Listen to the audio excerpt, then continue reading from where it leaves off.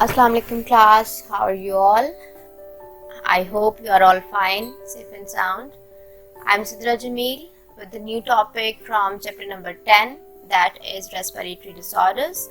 So you know it very well that this topic have 5 other subtopics, लेकिन यहाँ पे हम सिर्फ 2 पहले टॉपिक्स जो हैं डिसऑर्डर्स उनको डिस्कस करेंगे, जिनको कहेंगे हम ब्रोंकाइटिस एंड एम्फिजिमा.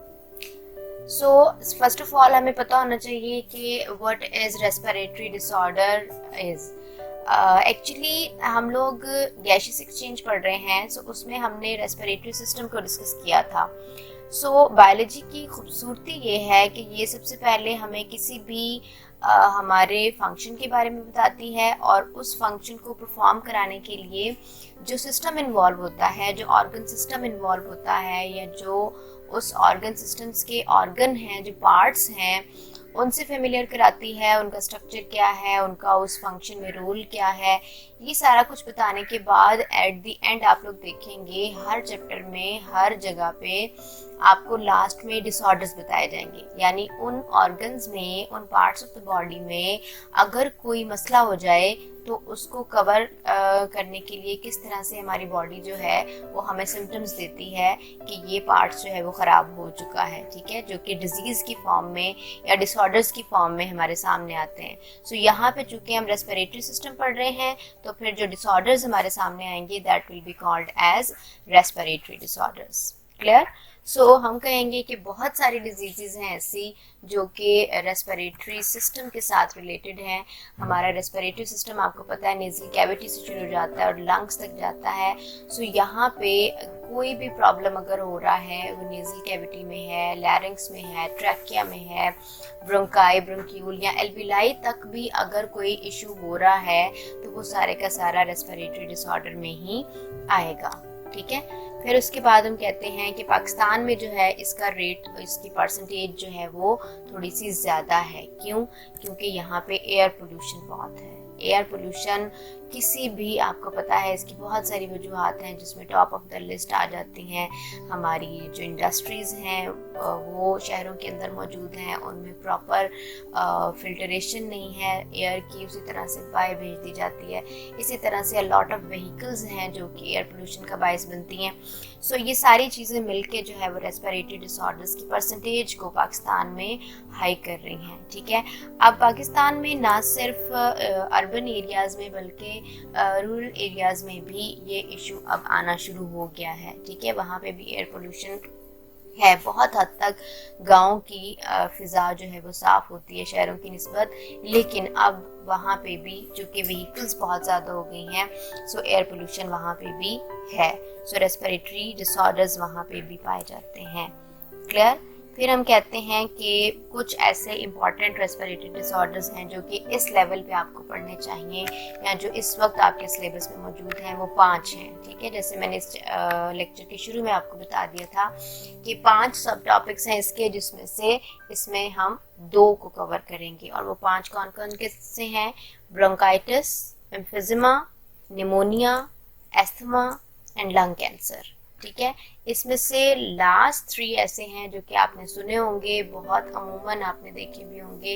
निमोनिया है, एस्थमा बहुत सारे लोगों को होता है, और लंग कैंसर थोड़ा सा रेयर मतलब सुनने को मिलता है हमें, लेकिन ये सुना हुआ है. सो ब्रोंकाइटिस और एम्फिजिमा जो है that's are new terms for you. ठीक है. सो इसलिए इसको हम अलग ही डिस्कस करेंगे.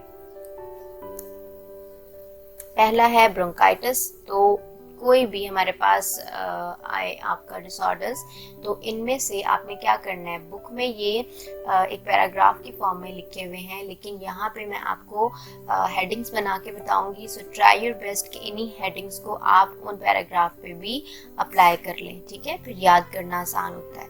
सो इसको अगर डिफाइन किया जाए तो हम कहते हैं bronchitis is the inflammation of the bronchi और ब्रोंक्यूल्स.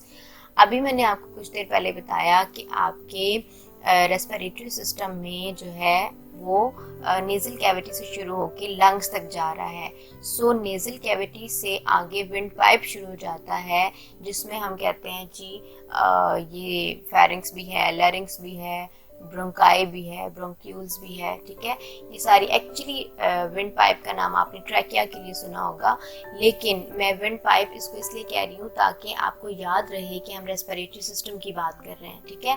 सो ये सारा रास्ता, ये सारा पैसेजवे जो है ये रेस्पिरेटरी सिस्टम में ही इन्वॉल्व है। क्लियर? सो उसमें से आपको पता है कि ट्रैकिया जो है वो जैसी लंग्स के पास पहुंचती है तो वो 2 पार्ट्स में डिवाइड हो जाती है, जिसको ब्रोंकाई कहते हैं। ब्रोंकाई जैसे ही एक ब्रोंकस जो है वो लंग्स के अंदर ऐड होती है, एंटर होती है, तो वो मजीद डिवाइड हो जाती है, जिसको ब्रोंक्यूल्स कहते हैं, ठीक है। और इन ब्रोंकाई और ब्रोंक्यूल्स यानी इन ट्यूब्स में अगर इन्फ्लेमेशन हो जाए, इन्फ्लेमेशन कहते हैं स्वेलिंग को, अगर इनमें स्वेलिंग हो जाए तो इस डिसऑर्डर को कहा जाता है बायोलॉजिकल लैंग्वेज में ब्रोंकाइटिस। क्लियर? अब इसका मैकेनिज्म क्या है? एक्चुअली हमारी बॉडी में ऐसा क्या चेंज आता है जिसकी वजह से ब्रोंकाई और ब्रोंक्यूल्स जो हैं वो इन्फ्लेमेट हो गई हैं या स्वेल हो गई हैं?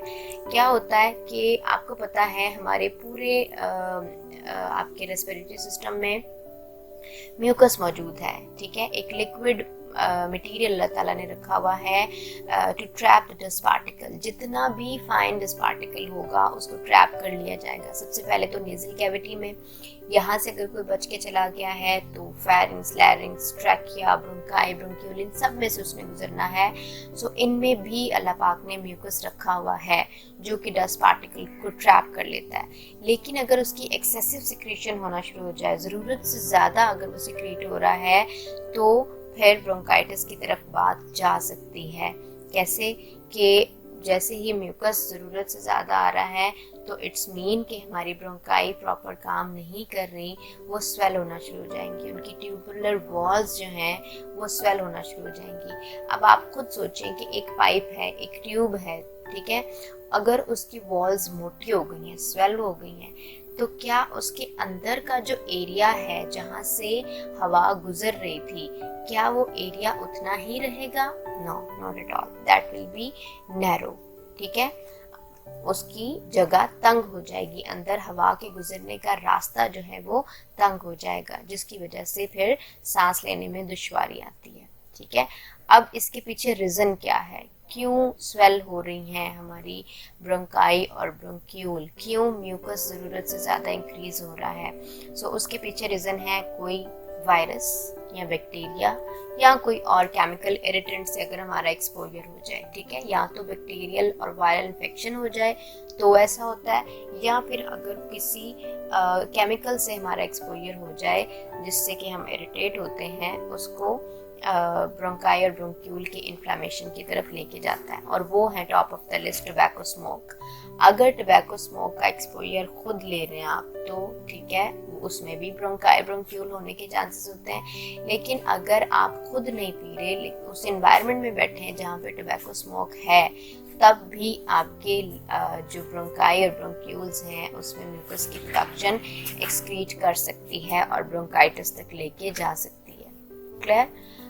उसके बाद हम कहते हैं कि कौन से ऐसे सिम्टम्स हैं, कौन से ऐसी अलामात हैं जो हमें बताएंगे कि इस बंदे को ब्रोंकाइटिस हुआ है, ठीक है।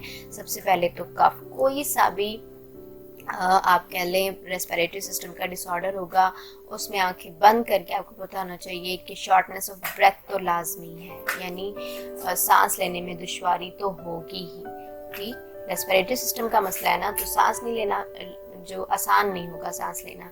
इसके अलावा जो सिम्टम्स हैं उसमें हम कहते हैं कि कफ हो जाती है, उस बंदे को कफ के साथ माइल्ड वीजिंग होती है। वीजिंग का मतलब होता है विसल साउंड, जैसे खांसी हो तो उसके साथ एक सीटी की आवाज़ आए। ये ज़्यादातर एस्थमा में होता है, लेकिन और एस्थमा की सबसे बड़ी निशानी भी यही है कि अगर वीजिंग साउंड है कफ की तो इट्स मीन कि उसको आम खांसी नहीं है, वो एस्थमा की तरफ जा रहा है, ठीक है। सो यहाँ पे भी माइल्ड वीजिंग होती है, वैसी नहीं होती लेकिन थोड़ी सी होती है, ठीक है। उसके बाद जो है वो फीवर हो जाता है और उसके साथ साथ चिल्स, बहुत सर्दी लगती है, इवन कभी कभार कपकपी भी तारी हो जाती है और फिर शॉर्टनेस ऑफ ब्रेथ, ठीक है। ये आपने हर अपने रेस्पिरेटरी डिसऑर्डर में याद रखना है कि सांस लेने में तो लाजमी दुश्वारी होगी, और उसके साथ साथ कुछ और सिम्टम्स हैं जो कि वेरी करेंगे from one disorders to another. Next है हमारे पास ब्रोंकाइटिस की टाइप्स। ये बहुत ज़रूरी है, बहुत ज़्यादा पूछा जाता है कि ब्रोंकाइटिस की कितनी टाइप्स हैं, ब्रोंकाइटिस की कौन सी टाइप्स हैं। सो उनके बारे में हमें लिखना होता है। So there are 2 major types of bronchitis, acute and chronic. Acute bronchitis जो है वो थोड़े अरसे के लिए होता है और थोड़े से डैमेज के बाद, या आप कह सकते हैं कोई परमानेंट डैमेज के बगैर ही वो क्योर हो जाता है। लेकिन क्रॉनिक ब्रोंकाइटिस जो है वो आहिस्ता आहिस्ता होता है, मतलब शो नहीं होता, डायग्नोज नहीं हो पाता, ठीक है, सिर्फ एसिम्प्टोमेटिक होता है, सिम्टम्स शो नहीं करता, अंदर ही अंदर वो डैमेज कर रहा होता है। सो हम ये कहेंगे कि एक्यूट ब्रोंकाइटिस जो है वो 2 वीक्स के लिए होता है और कोई परमानेंट डैमेज छोड़ के नहीं जाता। लेकिन जो क्रॉनिक ब्रोंकाइटिस है, चूंकि वो अंदर अंदर ही था और जब वो सामने आया तब भी वो बहुत अरसे तक रहा, यानी 3 मंथ से 2 इयर्स तक जो है ये जा सकता है। और जब एक बीमारी इतने अरसे तक हमारी बॉडी में रहेगी तो कोई ना कोई नुकसान तो वो लाजमी पहुंचाएगी। सो ये लंग टिश्यूज को परमानेंटली डैमेज कर जाता है, ठीक है। सो ये आपकी टाइप्स ऑफ ब्रोंकाइटिस थी। नेक्स्ट है हमारे पास एम्फिजिमा, ठीक है। एम्फिजिमा एक अगला आपके पास डिसऑर्डर है जिसको हम डिफाइन करना चाहें तो हम कहते हैं कि actually this is the destruction of wall of alveoli. अब ब्रोंकाई और ब्रोंक्यूल से भी बात आगे चली गई है, एल्विलाई में मसला आ गया है। अगर एल्विलाई में उसकी वॉल्स डिस्ट्रॉय हो जाएं, डिस्ट्रक्ट हो जाएं, तो इस सिचुएशन को बोलते हैं एम्फिजिमा। अब इसका मैकेनिज्म क्या है, क्यों ये वॉल्स जो हैं वो किस तरह से डिस्ट्रॉय होके तो शॉर्टनेस ऑफ ब्रेथ की तरफ एक्चुअली कैसे जा रही हैं, ठीक है। मैंने अभी आपको बताया ना कि सबका सिम्टम्स यही होगा, तो उस सिम्टम के पीछे एक्चुअली मैकेनिज्म क्या है कि लार्जर सैक्स हो जाती हैं। आपको पता है कि एल्विलाई जो हैं वो एक सैक लाइक मटेरियल है, बिल्कुल जैसे बोरियां होती हैं ना, तो छोटी छोटी ग्रेप लाइक स्ट्रक्चर उसने बनाया होता है, बहुत सारा ढेर बना के। सो इन सैक्स में जो डिवीजन है वो उनकी वॉल्स की वजह से है।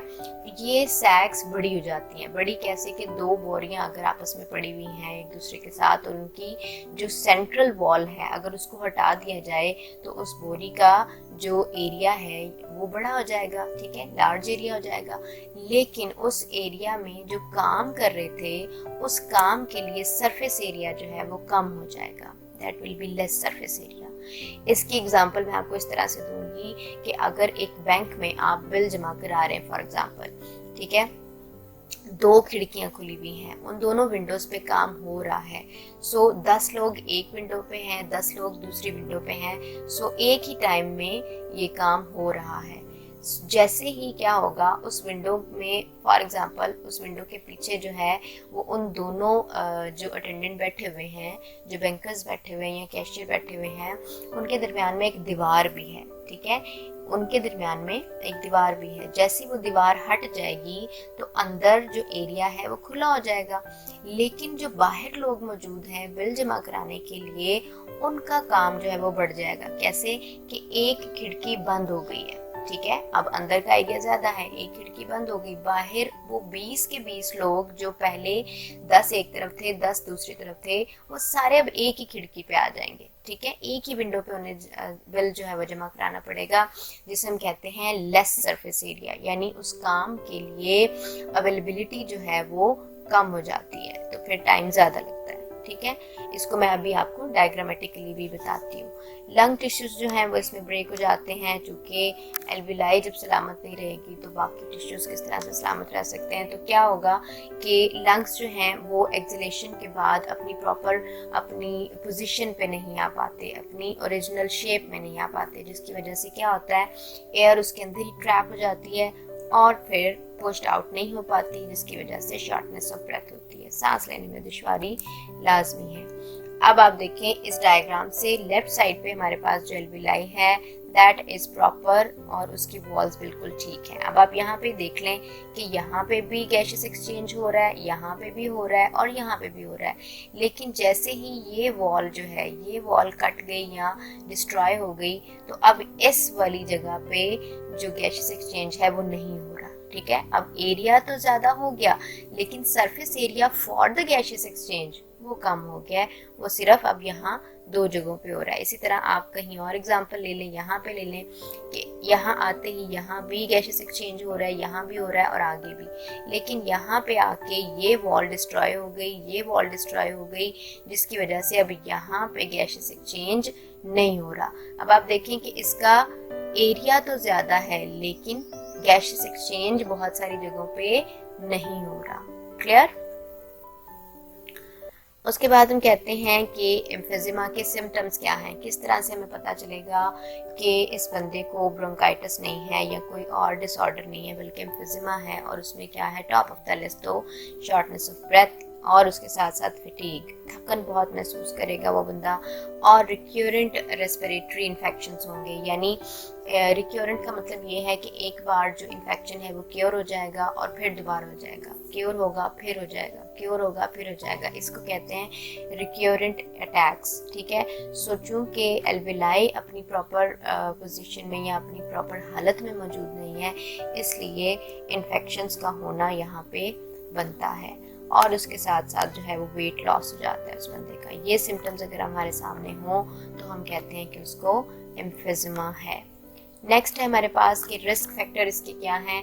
सो रिस्क फैक्टर ये हैं कि 50 to 70% लॉस हो जाता है लंग टिश्यूज़ का जब तक ये डायग्नोज होता है। ठीक है। जब हम डायग्नोज कराते हैं, जब तक सामने आती हैं इसके सिम्टम्स, तब तक 50 to 70% लंग्स जो हैं वो डिस्ट्रॉय हो चुके होते हैं। और इसके अलावा हम कहते हैं कि इसमें ऑक्सीजन का लेवल इतना कम हो जाता है कि वो दूसरी कॉम्प्लिकेशंस को भी जन्म दे देता है। यानी शॉर्टनेस ऑफ ब्रेथ है, आपका जो लंग्स हैं वो वापस भेज ही नहीं पा रहे आपकी एयर को, वो ट्रैप हो चुकी है अंदर। सो उसमें तो कार्बन डाइऑक्साइड है, बाहर से जब तक एक्सहेलेशन नहीं होगी तो इनहेलेशन भी नहीं होगी प्रॉपर। सो बाहर से ऑक्सीजन नहीं आ पा रही। सो ऑक्सीजन के ना आने से ब्लड में भी ऑक्सीजन की कमी हो गई, टिश्यूज़ को भी ऑक्सीजन नहीं मिल रही। सो बहुत सारी और कॉम्प्लिकेशंस जो हैं वो हमारे सामने आ जाती हैं। सो नेक्स्ट जो हमारे 3 टॉपिक्स हैं उनको मैं अगली वीडियो में बताऊंगी। अपना ख्याल रखिएगा। अल्लाह हाफिज़।